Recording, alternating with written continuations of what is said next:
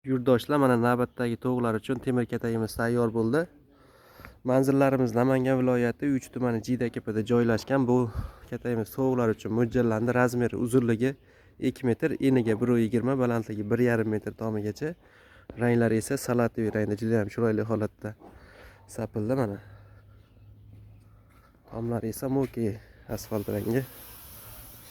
Bu yerda esa mana xo'rozlar shaklini ham chiqarib qo'yganmiz eshiklariga.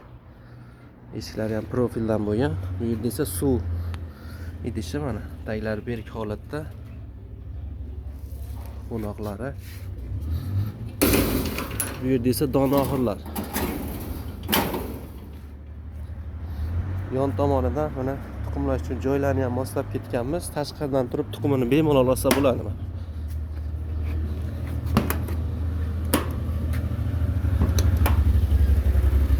Bunga shunaqa temir qafaslar kerak bo'lsa, pastdagi nomerlarga aloqaga chiqaverasizlar, chiroyli qilib ishlaydi, bitirib beramiz.